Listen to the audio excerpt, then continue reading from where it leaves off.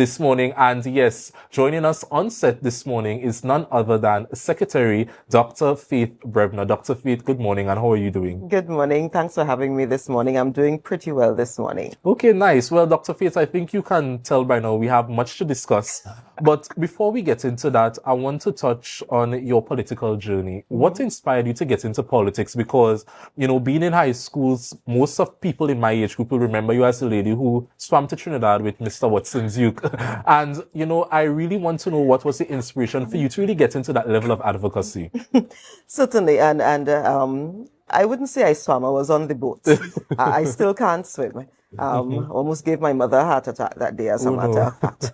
So, in 2007, I came back to Tobago having completed my my studies, bachelor's, master's, doctoral degrees.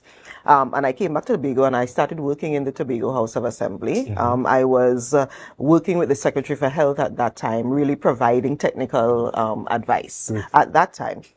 And then I realized in many instances that we would give sound advice on the technical side, and then these people, these politicians, would go into this room that they call exec council, and then different decisions would be made in that room called exec council. And I had to ask myself, okay, that seems to be where the power is. That seems to be where the decisions are made. That seems to be where, you know, the final thing is done. So maybe we need to figure out how to get into that room. So that was back then. I had not, you know, you're just thinking about it, you're reminiscing, you're doing what you have to do. And then in 2016, I did get a call from Mr. Duke. By the way, we went to school together in Roxborough and so forth, so I knew him from before. I got a call, and if you listen to his version of the story, I turned him down multiple times because he tried to get me into the political sphere multiple times. But I remember going to one of the meetings that they had in Roxborough, and one of the individuals, one of the first candidates that was announced was Miss Melanie Roberts at that time. Yes. And I listened to her and I thought, yeah, I think this is the time. Okay, nice. This is an opportunity for me to jump onto this. It is something that I've been thinking about before. And I do not mind being a part of this team because this team seems to have the same philosophy that I have, in terms of loving Tobago and doing what we need to do to make Tobago a better place. So at that time I said, okay, let me join the team. And then I was actually the third candidate to be announced following that. Nice. Took a while after following that, and I've been on the journey since then. Okay, great. And, you know, just from your response, we can get that you have been in the health sector for a while, whether it's in power or out of power. But now that you are the Secretary for Health and you now somewhat have the power and the influence to really be the difference you would like to see within our health sector, what are some of the changes you have made thus far, and how challenging was that transitioning from the person on the outskirts to now the person who can call the shots? Well, it's a big difference. And by the way, the division is health, wellness, and social protection. So it is three huge areas. In other ministries in Trinidad, this is three different ministries here. So we're talking about social protection, which is the social network. We're talking about health, which is really the oversight of the TRHA and what the TRHA does. And we are talking about wellness, which in essence is what the public health department does. So I have responsibility for all three of those. It's always easy to sit on the outside and cuss people and tell them what they couldn't do and what they ain't doing and what they're doing wrong and blah, blah, blah. Yes. And then you get into the seat and then you realize there are all of these moving parts. There are all of these people who need to do their job. There's only so much you can do as an individual. After you give the approval, it then needs to go to an administrator who may or may not agree. It may or may not move from his or her desk. It then needs to go to another officer, another officer, another officer. And a month later, and let me give you an example, a month later, we are wondering why a key was not cut for something that in my mind should have taken 5 minutes. My aim, though, has been to work towards fixing systems. And when we fix the system, I would recognize that there are shifts that have been made positively when I start getting less calls. Because people would call you to intervene when something is not working. Okay. And that happens in all sectors. The social protection, I applied for a grant. It's a year later, I ain't getting grants. My garbage didn't pick up because the garbage truck can come. Understood. Or in the hospital so long, I'm waiting for my CT scan results. Those are the calls that I get, and I'm beginning to monitor the reduction in those calls. Understood. So that is how we know. So you may not notice it on your side, but I notice it when I recognize that instead of getting 20 calls, I'm now getting 15. Okay. So what have we done? We've done quite a bit. On this side of social protection, we sat and we worked through the processes that we used to do a lot of it. We did some restructuring of the social protection department, and I actually brought in recently some technical people to lead that process, because we recognize that there were a lot of people who were there who love what they do, and they do what they do well, but we needed some guidance at the top. Okay. So we brought in we did some restructuring there, changed some of the policies and that kind of stuff. As it relates to public health, we worked through getting some of the HR needs. We're still working through some of that because we need more, for example, public health inspectors to go out and do the food inspections and that kind of thing. Working through the daily rated cadre to ensure that we actually have people on the ground so that they can clean the drains. Something as simple as that. As relates to the health side of it, the TRHA, well, we've been working with the TRHA, working with the board of the TRHA to ensure that we get the diagnostic tools, for example.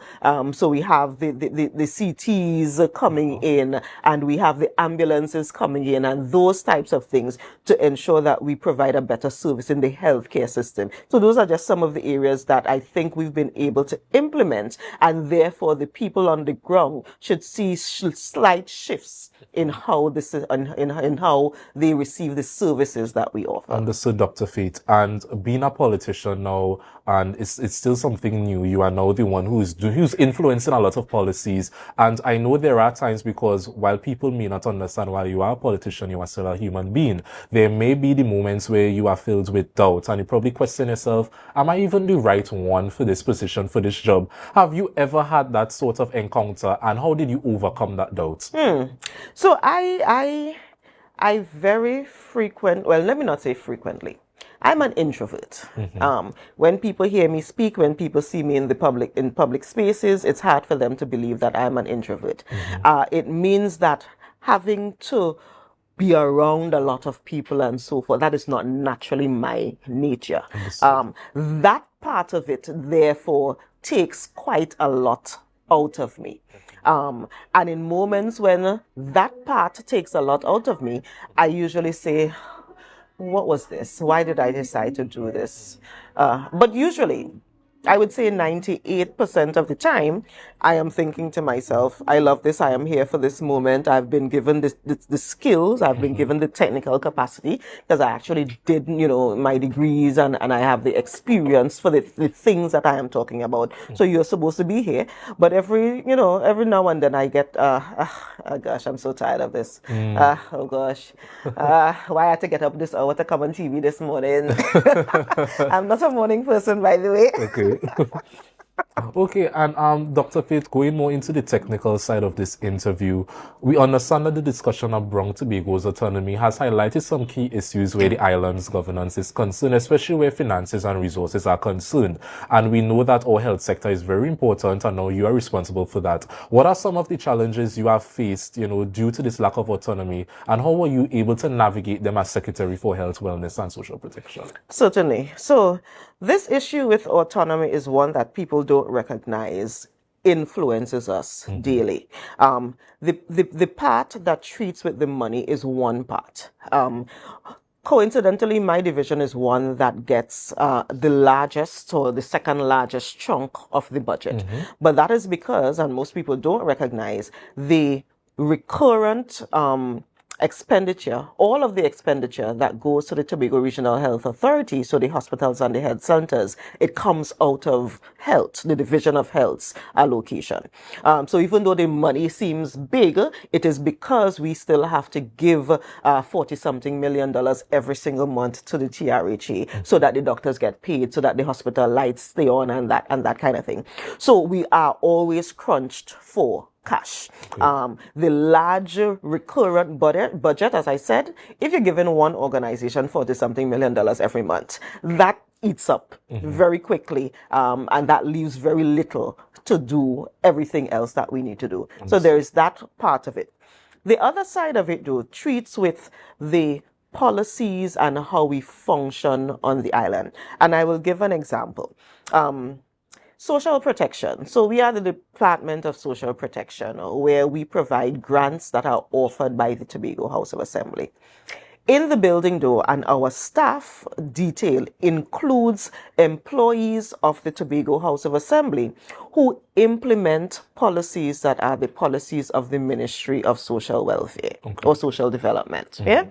What are those policies? The disability grants, for example, the old age pension, those types of, those types of policies, those types of grants are administered.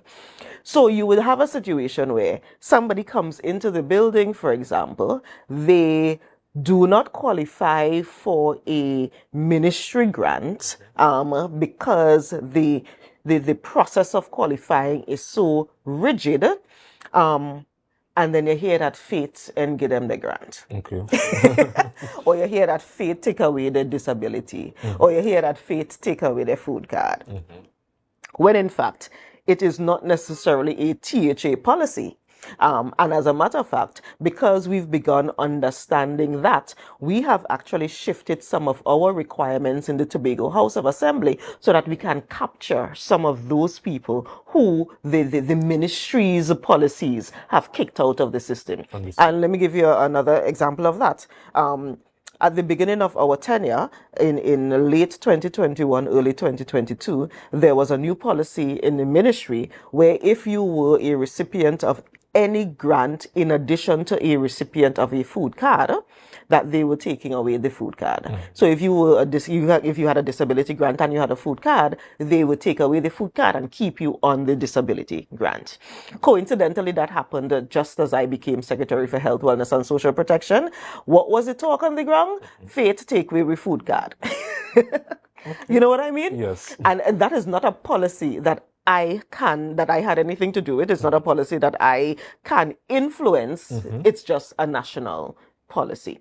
When we look back at some of our public health, for example, rules and laws and so forth, it's a little bit more difficult for us to implement fees, for example. So in Trinidad, the municipalities, 𝐅𝐚𝐢𝐿 and Port of Spain and so forth, they can decide tomorrow morning that they want to charge a fee because you are a resident and you're not cutting your grass.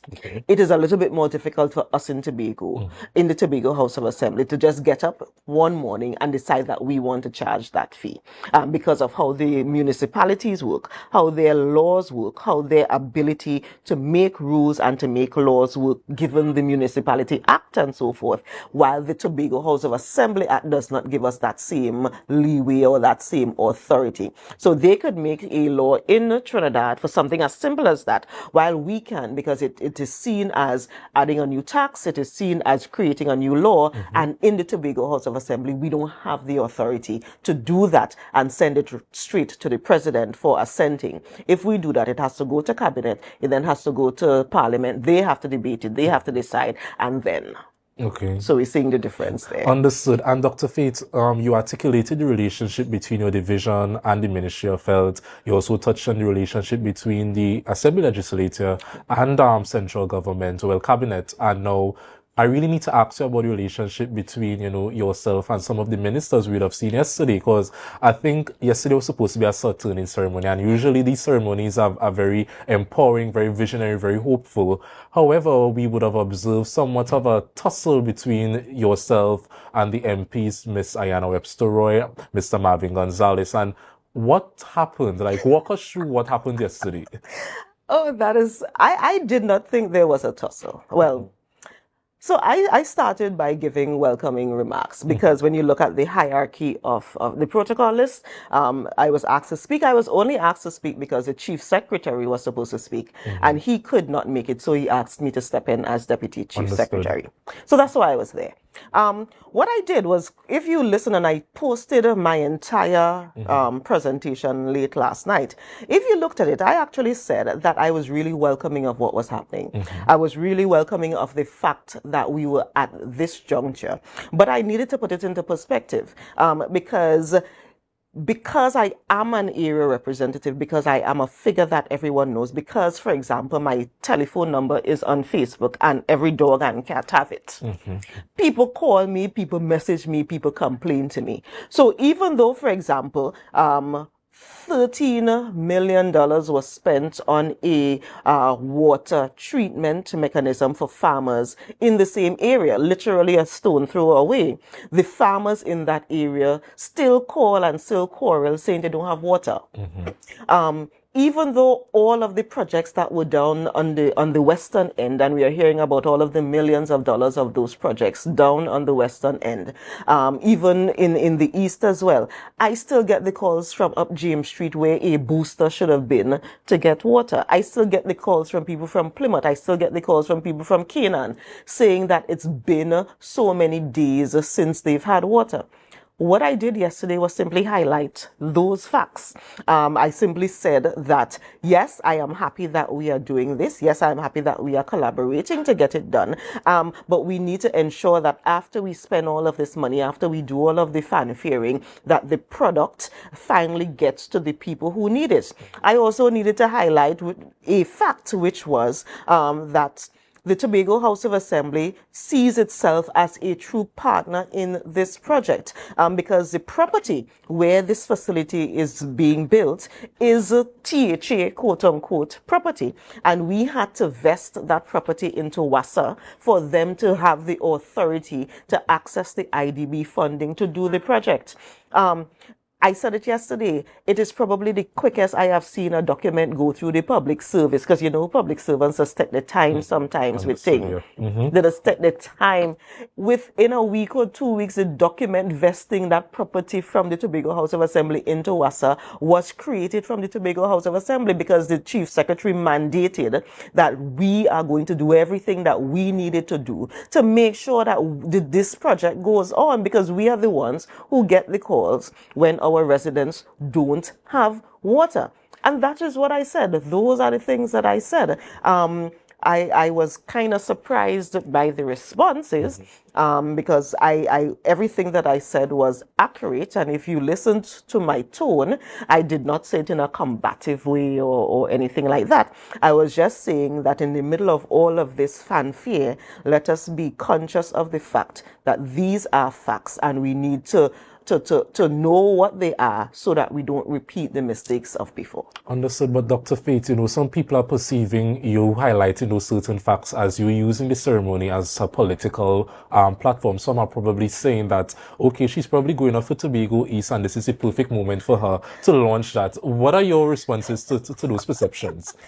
If you know me, you know that I say what is on my mind. I do not necessarily, I am learning to have a filter.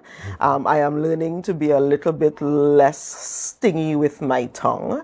But this was not me trying to launch any platform. I am already the Deputy Chief Secretary. I'm already the area representative for Belgana, Glamorgan. And I have no intentions of being a Tobago East or West candidate. I think that answers my second question.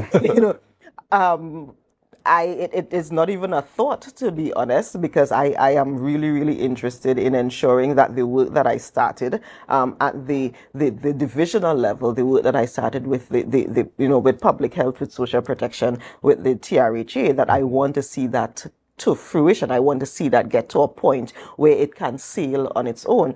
So I personally don't have an interest in being the Tobago East or West candidate. Of course, the party is going through its process of determining who those candidates are. And if push comes to shove and I am the one who has to contest, we do what we must. But by no means did I I didn't even think that that could be a thought. Though. I was just I was just really excited about the possibility of what could happen, what could come out of that project. And I spoke my truth. And I wouldn't even say I spoke my truth. I spoke the people's truth. Because even this morning, I'm getting messages from people saying, yeah, Dr. Faith, we do have water this morning.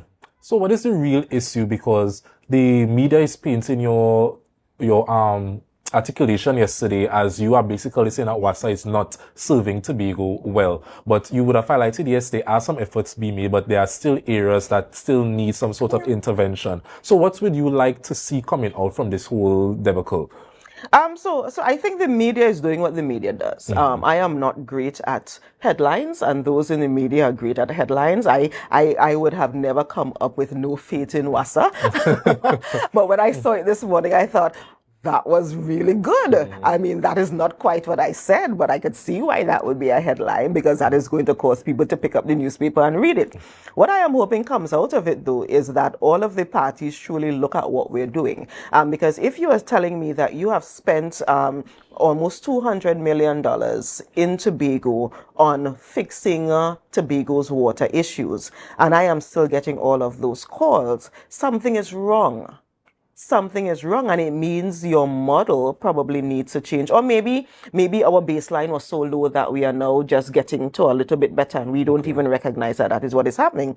But we need to probably temper our exuberance in terms of saying this is how much we've spent, because the people on the ground don't feel like that is how much you spent to ensure that we provide water to the public. And I also want us to juxtapose, because I was actually very surprised when the minister spoke about the $160 or $80 million spent in Tobago, when in fact the entire Tobago House of Assembly, our development budget is $200 million. Yep. 200 million. You spend 100 and something, almost the same 200 million dealing with water issues. And I want the Tobago people to recognize that you see the difference. One ministry in one little region has spent, as they claim, 180 or how much million dollars. The whole Tobago House of Assembly, all away, every division, all away, have to figure out how we're spending $200 million to fix all of the things that have not been fixed.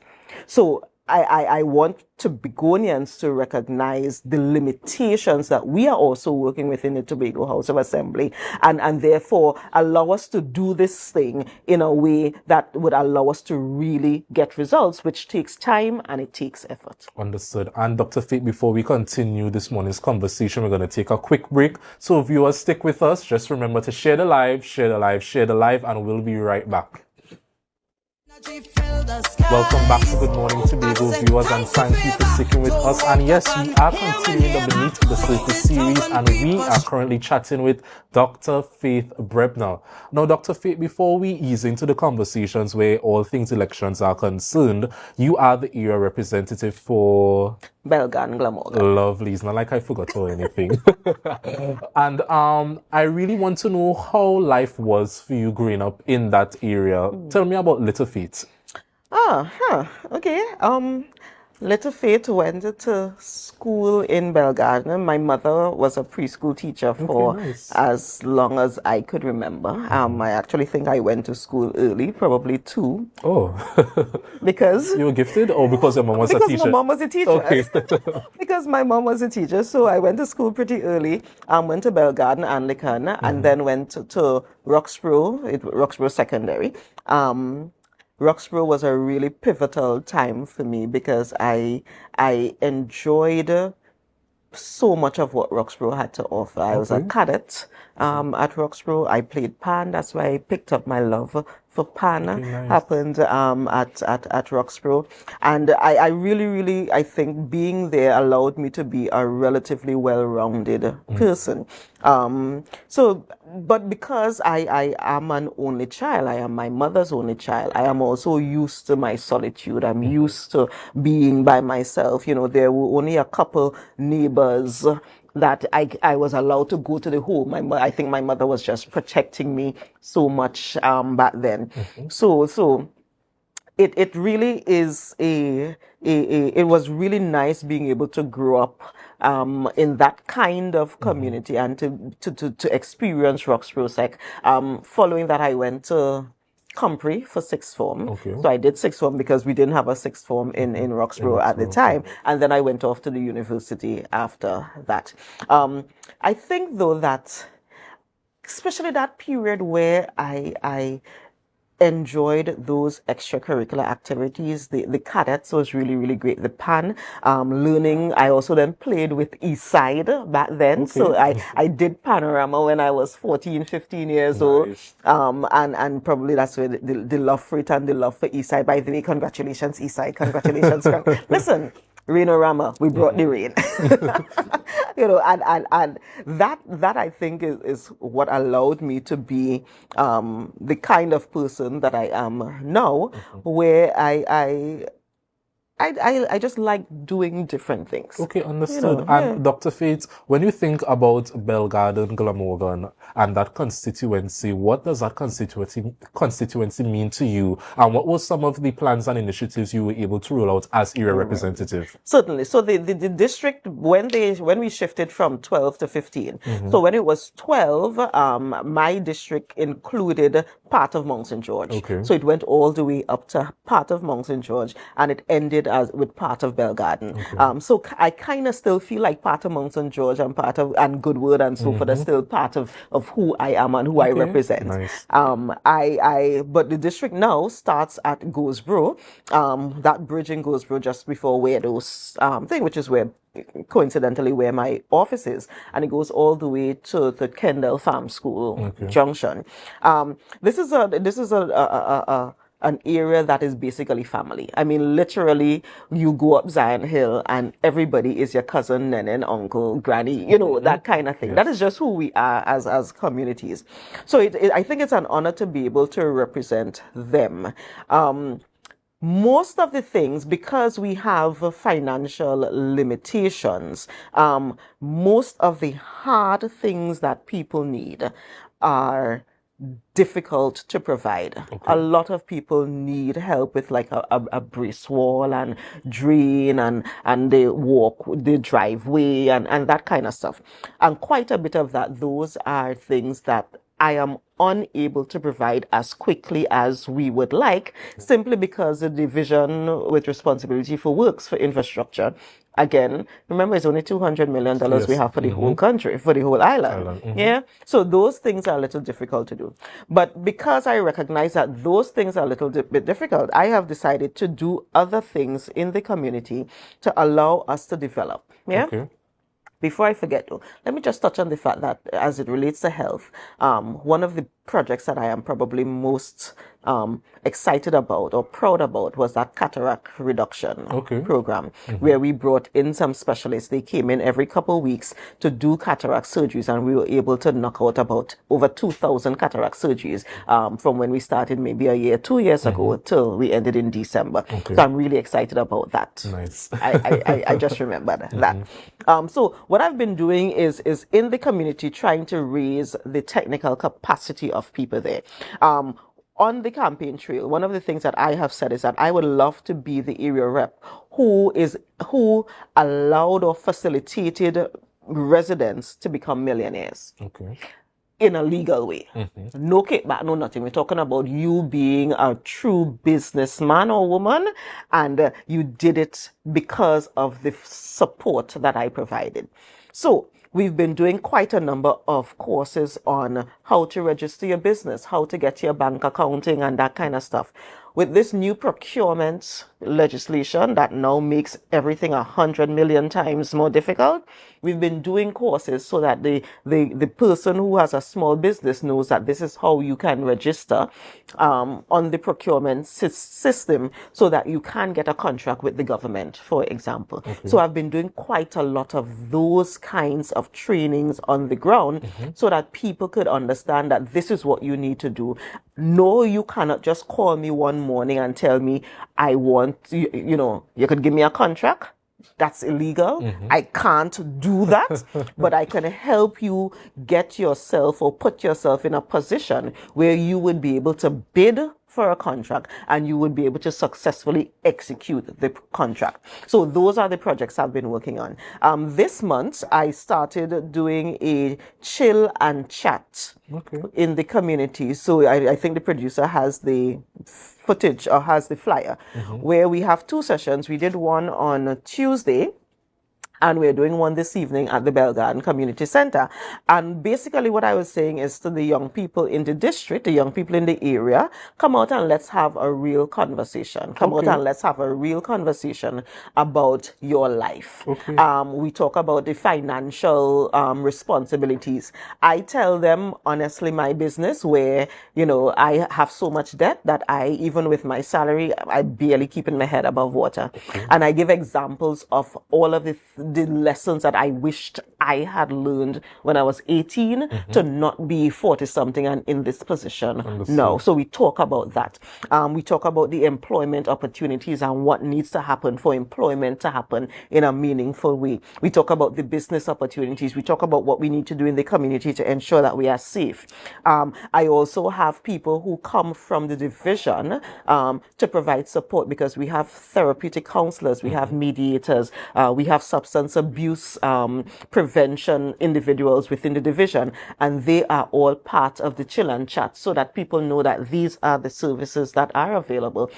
If you are having a difficult time with your family, if you need to talk, if you need to just come and cry, there are people who could help you with that. So we had the first one on Tuesday in the Pembroke Community Center. That was well attended. We had some deep conversations. A couple of the residents told me about the things that I did that disappointed them. And I truly appreciated having that kind of conversation, because I don't think by any means that I'm a perfect area rep, and the things that I did or said that probably hurt them, and what we could work on to do this better. And again, so if you are from the area, if you are between the ages of 15 and 35, although to be honest, we didn't turn anybody away. There were a couple of people there. I know that man was more than 35. I know that man was more than 35, but it's okay. We came and we had the conversation. And you could come this afternoon in 𝐁𝐵𝐿 from 5 p.m. to continue having that conversation with me. And you know, Dr. Faith, I think anyone who's listening or watching this interview, they can hear the passion and the level of care you have for your constituency. And from the interview, we know probably for general elections, there's a 50-50 chance you may or may not be contesting, but with THA elections... It ain't even 50-50 at this point. Okay, so we say 90-10? 95, 98, 90, 99, and the possibility there's still a possibility. exists. There's a possibility. But in the perspective from the THA elections, can we expect to see you throwing your hat in the ring once again to represent these constituents? I think so. We have a whole year to go for this period, this term to come to an end, and I will see where it goes. At this point, I have not, because I think that there are sometimes you decide I ain't going back. I am not at that point. I am going to see how it goes. If the people on the ground decide that they want me to recontest, then I will definitely work with the party so that the party is able to make the decision for the best person, because that is how I feel. I think that the best person should be picked to be the representative, and the party and the people on the ground may decide that I am not the best person, and that is fine. So I at this point, I want to just go through the rest of the year successfully, and then we'll see what happens at the end, and it's really up to the people on the ground to decide. Okay, nice. And Dr. Faith, in the event, hypothetically speaking, you don't throw your hat into the ring for the next CHA elections, what is one thing you would like the island of Tobago and Tobago people to remember you for when that time comes? I think that is a really good question. I think I want people to recognize that I got into this purely because of my love of this island. Purely because even back then, there were other political organizations that courted me, and I did not think that they genuinely loved Tobago. And because I didn't think they genuinely loved Tobago, that's why I made the choice that I made. And I am doing everything in my power to ensure that this island really gets to the state of being the greatest little island on the planet. And I am hoping that people recognize that it is a genuine concern that I have. It is a genuine thought, and it's a genuine mission that I have. Because to be honest, with my qualifications and with my everything else, I could easily pick up tomorrow, pack my Georgie bundle and go anywhere else and work, and I would be fine.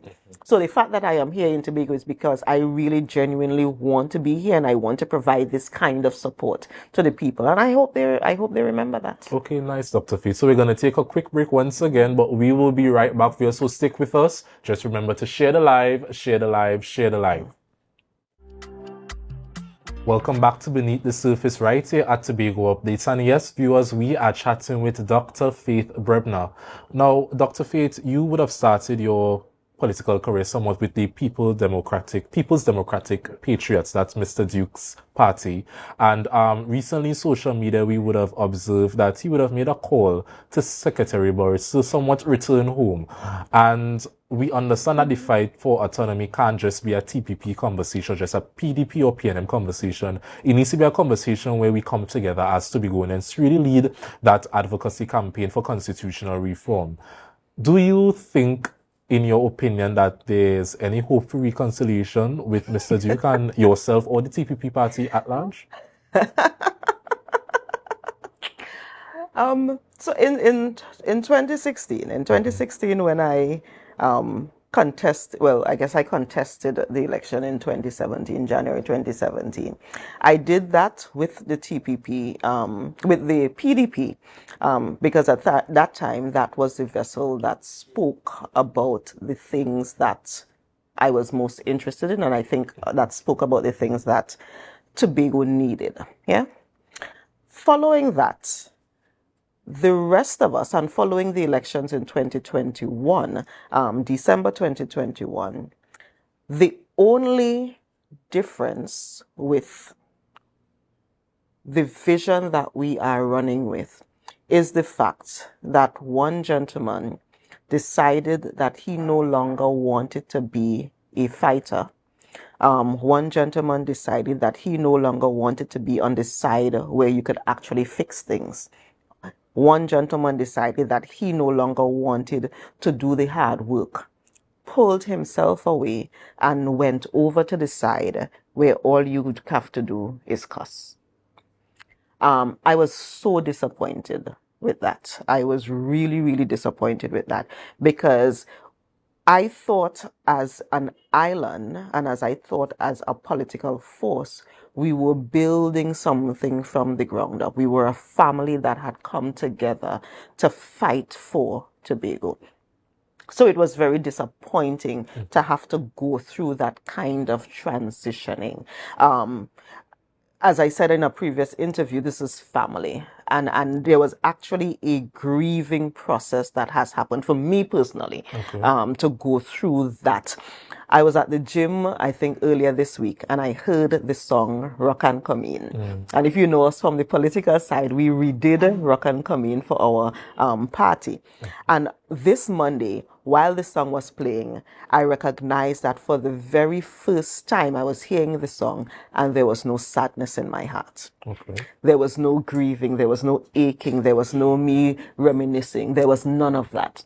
And I stood there in the gym for a little bit, and I said, thanks to the Most High, you have allowed me to go through this grieving process. And I think I am finally out of it, where I no longer feel the hurt and the pain and so forth associated with what happened there.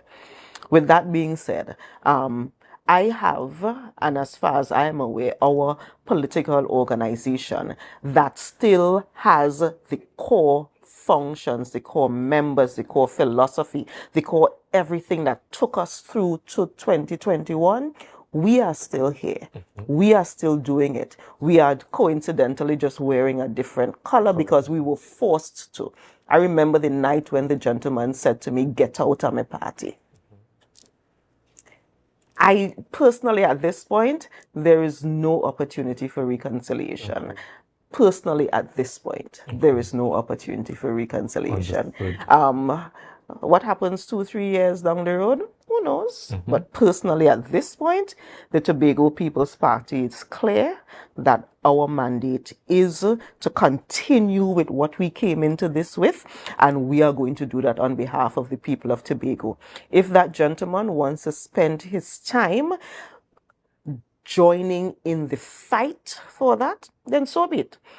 We want all Tobagonians to use their voices wherever they are, in whatever circle they are in, to be a part of the fight for Tobago autonomy. I would appreciate it if he does. But at this point, we are laser focused. We know where we're going, and Tobago should have confidence that what we are doing is for the people of Tobago, and we will not be distracted. Okay, understood. And Dr. Faith, if you were to just rate yourself and your tenure thus far, probably I'm not sure which scale to use, if it's 1 to 10 or good, bad, excellent.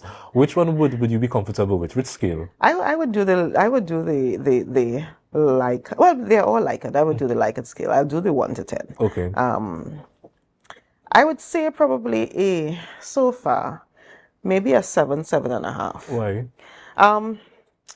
For the first year, we had no clue what we were doing. Like, when I tell you no clue, listen, you know, it is to walk into a room to see files, and somebody has to tell you that the number on the top is the minute number, and the minute number you need to put in brackets, and the number that says this is what the document is a folio number, and that needs to be put in a circle.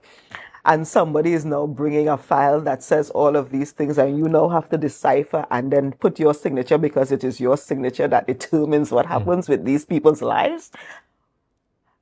Didn't know what was the role of the administrator, didn't know who was the AE, whatever, did not know what procurement was, did not know. So for that first year, we had no clue. We were OJTs and we are learning. I am at the point now where I am still learning quite a lot about what is happening. And because of that, and because of our opportunities for improvement, I actually think that although we have done a lot, we now need to buckle down, having understood the system, to deliver even more for the people of Tobago. Okay. So I would say 7.5, probably 8, depending on which department you're looking at, but in that range. Okay, and if you were to probably aim for that 10 out of 10 scale, especially in this year 2025, what are some initiatives you would like to roll out, or some things you would like to accomplish? So when you are asked this question once again, you could say confidently, you know what, 10 out of 10. So I don't know that I will ever say 10 out of 10, because in my mind, there's always room for improvement. There's always an opportunity to be better. And that is how I function. That is how I think. That is how I drive myself and my staff. But some of the projects that we have, so we have a cardiac project that we are rolling out soon with a big name international agency. Okay. And I won't call their name yet, because we're not at that point yet.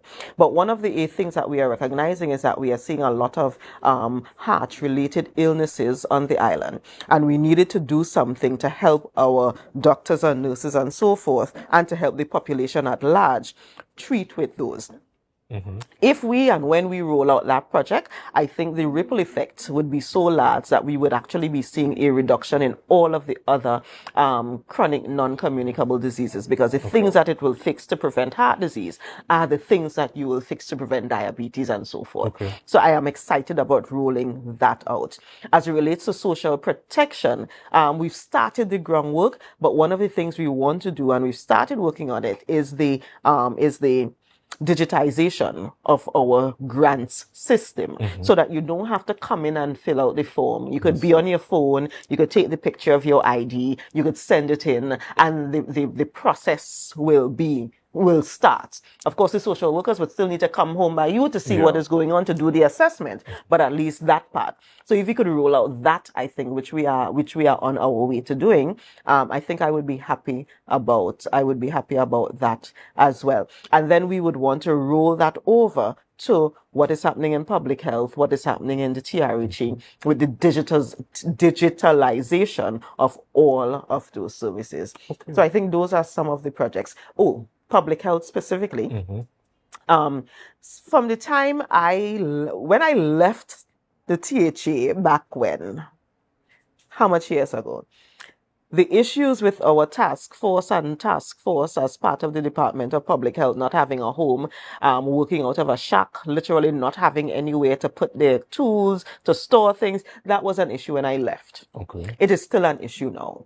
My aim is that by the end of this financial year, we should finally have a home for task force. We should finally have a place for our mechanics people to do their work properly. And we should finally have a better space for some of the lab work that's needed for our public health services and so forth. So in this year, those are some of the projects that we are working on. And I think that when we get to the end of those, then I could say we're probably at a 8.5, pushing to get to the 10. Okay, nice. And if you could go back and just give one piece of advice to Dr. Faith Brebner, who first stepped into public office, what would that piece of advice be? What would it be? It's gonna be okay. I think that I spent quite a bit of my time, even as a young person, not being okay. And what I have recognized now is that it is going to be okay. It is going to be fine. We have the capacity within us to withstand whatever it is, to withstand whatever they bring. As long as something is coming to you, it is because somewhere within you, you already have the capacity to deal with it. Okay. And knowing that, I think, is going to help, would have helped me back then and would definitely help us going forward. So, yeah, it's going to be okay. Okay, nice. And I think this is my final question. It's a question I've asked most of the secretaries and councillors that came on the show. When you think about the island of Tobago, what does Tobago mean to you personally? Because I spent 10 years of my life in the United States going to school. And while I was there, I recognized that so many of the things that we take for granted here, people out there would kill for, would love to be a part of, would love to just experience.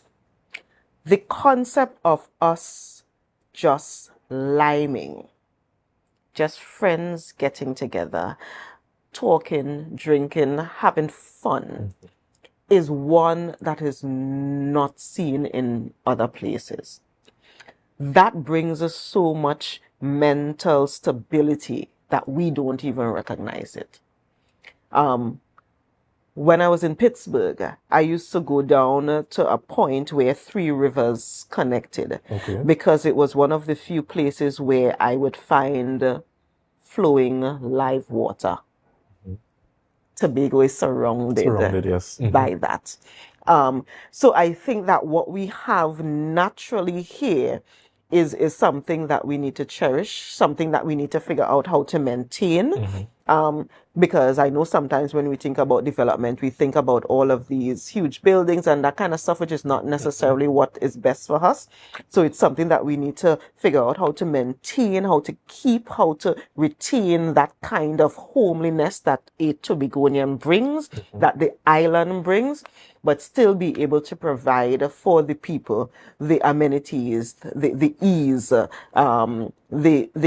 things that allows us to still function in this world. And being a part of that, being a part of an administration that is working towards that, and being a part of an island trying to preserve that, to me is so important. Okay, nice, Dr. Faith. That was really heartwarming, very heartwarming. And seeing that we have 3 more minutes, I'm just going to ask one more bonus question. Walk me through your decision to sort of reintegrate and bring back Dr. Baker into the healthcare system. So actually, that was not my decision. Okay. Apparently, Dr. Baker had actually interviewed before I became secretary with responsibility for health. And when I became secretary, he, I think at that time, decided, yeah, this is the time. Okay. So we've been working very closely.